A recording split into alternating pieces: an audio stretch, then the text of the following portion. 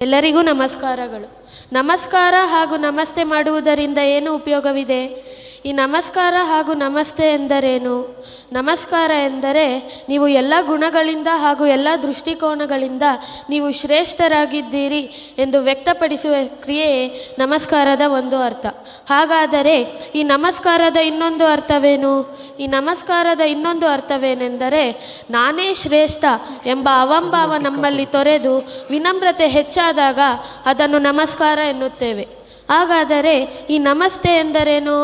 ನಮಸ್ತೆ ಎಂದರೆ ನೀವು ನಿಮ್ಮ ಎದೆಯ ಮುಂಭಾಗದಲ್ಲಿ ತಮ್ಮ ಎರಡು ಕೈಗಳನ್ನು ಜೋಡಿಸಿ ಒಬ್ಬರಿಗೆ ನಮಸ್ಕರಿಸಿದಾಗ ನಿಮ್ಮ ಮನಸ್ಸಿನಲ್ಲಿ ಅವರ ಬಗ್ಗೆ ಶ್ರೇಷ್ಠ ಹಾಗೂ ಗುರುಭಾವನೆ ಹೆಚ್ಚಾದಾಗ ಅದನ್ನು ನಮಸ್ತೆ ಎನ್ನುತ್ತೇವೆ. ಹಾಗಾದರೆ ಈ ನಮಸ್ತೆಯ ಇನ್ನೊಂದು ಅರ್ಥವೇನು? ನಮಸ್ತೆಯ ಇನ್ನೊಂದು ಅರ್ಥವೇನೆಂದರೆ ನಿಮ್ಮ ಮಸ್ತಕ ಎಂದರೆ ನಿಮ್ಮ ತಲೆ. ನಿಮ್ಮ ತಲೆ ಪುಸ್ತಕಕ್ಕೆ ಸಮ. ನಿಮ್ಮ ಪುಸ್ತಕಕ್ಕೆ ನನ್ನ ಪುಸ್ತಕ ಶರಣು ಎಂದು ಹೇಳುವುದೇ ನಮಸ್ತೆಯ ಇನ್ನೊಂದು ಅರ್ಥ. ಹಾಗಾದರೆ ಈ ಸಾಷ್ಟಾಂಗ ನಮಸ್ಕಾರ ಎಂದರೇನು? ಸಾಷ್ಟಾಂಗ ನಮಸ್ಕಾರ ಎಂದರೆ ನಿಮ್ಮ ಹಣೆ ಭಾಗ, ನಿಮ್ಮ ಎದೆ ಭಾಗ, ನಿಮ್ಮ ಎರಡು ಕೈಗಳು ಹಾಗೂ ನಿಮ್ಮ ಎರಡು ಕಾಲುಗಳು ಭೂಮಿಗೆ ನೇರವಾಗಿ ಒರಗಿ ಗುರುಗಳಿಗೆ, ಹೆತ್ತವರಿಗೆ ಹಾಗೂ ದೇವರಿಗೆ ನಮಸ್ಕರಿಸುವುದೇ ಸಾಷ್ಟಾಂಗ ನಮಸ್ಕಾರದ ಅರ್ಥ. ಹಾಗಾದರೆ ಈ ದೀರ್ಘದಂಡ ನಮಸ್ಕಾರ ಎಂದರೇನು? ದಂಡ ಎಂದರೆ ಉದ್ದವಾದ ಕೋಲು. ಉದ್ದವಾದ ಕೋಲು ಎಂದರೆ ನಿರ್ಜೀವವಾದದ್ದು. ಜೀವ ಉಳ್ಳುವ ಈ ದೇಹ ನಿನ್ನ ಮುಂದೆ ನಿರ್ಜೀವವಾಗಿ ಶರಣು ಮಾಡುತ್ತೇನೆ ಎಂದು ಹೇಳುವುದೇ ದೀರ್ಘದಂಡ ನಮಸ್ಕಾರದ ಒಂದು ಅರ್ಥ. ಈ ನಮಸ್ಕಾರ ಹಾಗೂ ನಮಸ್ತೆ ಮಾಡುವುದರಿಂದ ಏನು ಉಪಯೋಗವಿದೆ?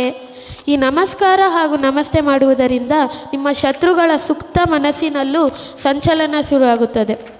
ಇದಕ್ಕೆ ಒಂದು ಜ್ವಲಂತ ಉದಾಹರಣೆ ಎಂದರೆ ನಮ್ಮ ದೇಶದ ಪ್ರಧಾನಮಂತ್ರಿಗಳಾದ ಶ್ರೀಯುತ ನರೇಂದ್ರ ಮೋದಿಜಿಯವರು ಎಲ್ಲರಿಗೂ ತಮ್ಮ ಅಂತರಾಳದಿಂದ ನಮಸ್ಕರಿಸುತ್ತಾರೆ. ಅದಕ್ಕೆ ಅವರು ಅಷ್ಟೊಂದು ಬಿಂಬಿಸುತ್ತಾ ಇರುವುದು. ಈ ನಮಸ್ಕಾರದ ಮೂಲ ನಮ್ಮ ಭಾರತವೇ. ಆದರೆ ಈ ನಮಸ್ಕಾರದ ಮೂಲ ನಮ್ಮ ಭಾರತವೇ ಆಗಿದ್ದರೂ ಭಾರತೀಯರಾದ ನಾವೇ ಇದನ್ನು ಬಳಸುವುದು ಕಡಿಮೆಯಾಗಿ ಹೋಗಿದೆ.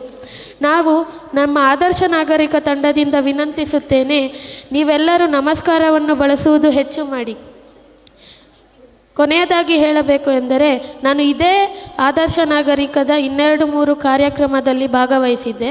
ಅಲ್ಲಿ ನನ್ನ ಹಿರಿಯರು ನನಗೆ ನಮಸ್ಕಾರ ಹಾಗೂ ನಮಸ್ತೆ ಮಾಡುವುದರನ್ನೆಲ್ಲ ತಿಳಿಸಿಕೊಟ್ಟಿದ್ದರು. ಇದರ ಬಗ್ಗೆ ಕುತೂಹಲ ಹಾಗೂ ಆಸಕ್ತಿ ಮೂಡಿ ನಿಮ್ಮೆಲ್ಲರ ಮುಂದೆ ಪ್ರಸ್ತುತಪಡಿಸಿದ್ದೇನೆ. ನನ್ನ 2 ಮಾತುಗಳಿಗೆ ನಿಮ್ಮ ಹಾರೈಕೆ ಇರಲಿ. ಎಲ್ಲರಿಗೂ ನನ್ನ ಅಂತರಾಳದಿಂದ ನಮಸ್ಕಾರಗಳು.